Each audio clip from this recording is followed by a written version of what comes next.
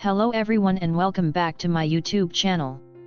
In this video we are going to go over Settlers of Catan basic rules. I remember my first time trying to play, and I wanted to read the instructions. So, I decided to do a video going over the basic rules as simply and quickly as I can. The first thing you need to do is set up the gaming board. For your first time it's recommended you use the setup described in the instructions. You can be 3 to 4 players, but if you are 3 players do not use the red pawns. Each player can choose a color and place your pawns as shown in the board. Then, get your resources as marked by the stars. Blue gets 1 lumber, white gets 1 hay, red gets 1 hay and orange gets 1 ore. This is the final setup. Pause the video until you are done. Let's start the game. The oldest player goes first. Then, the player to their left goes next. Each player rolls the dice. Look at the sum of the roll. If the dice sum is anything other than 7, you need to do the following. First, all players that have settlements on tiles marked with 8 get the respective resource. For example, blue gets 1 lumber and white gets 1 ore. Each player gets 1 resource per settlement on the tile. If a player has a city on a tile, they get 2 times the resource for each city. Remember to keep your resource cards hidden from other players. If the dice roll sum is 7, the robber is activated. This means that you have to do the following. First, all players with 8 or more cards must give half of them to the bank. You can choose which cards to give to the bank. If the number of resource cards you have is even, the amount of cards you have to give to the bank is rounded down. Then, the player that rolled the 7 must move the robber to a new tile. You cannot leave the robber at the same place. Last, the player that rolled the 7 needs to choose one of the players that have a settlement or city on the tile, and steal 1 random resource from them. After you have rolled the dice, you can do one of the following actions. You can build a road, settlement, or city, or buy a development card. The costs of each are described in your building costs card.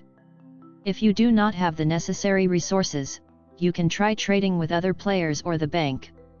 Here is how trading works. You can either make a deal with another player, for example, you can give them 1 ore for 1 lumber, or exchange 4 cards of the same resource for a different resource at the bank.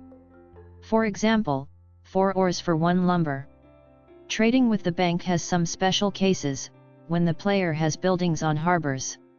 If you have a building on a 3-to-1 harbor, you can exchange with the bank giving 3 of the same resource instead of 4. If you have a building on a 2-to-1 harbor, you can give 2 of the resources described on the harbor for a different resource at the bank. Here are some notes on building settlements. First, you need to build settlements only adjacent to your roads. Then, you have to follow the distance rule. This rule states that you may build a settlement at an intersection if all 3 of the adjacent intersections are vacant. Let's say the red player wants to build a settlement on the dot. This can't be done, as there is a settlement on an adjacent intersection. Instead, the player can build here, as all 3 adjacent intersections are vacant. The number of dots under each number represent the frequency of the roll, which means 8 and 6 are the most frequent rolls. The only rule for building a city is that you need to have a settlement first, before upgrading it to a city. There are 3 types of development cards. Night cards, which are purple. You can use these to activate the robber and follow the steps described in the robber section. You can't play these cards when you purchase them. You need to wait until the next round.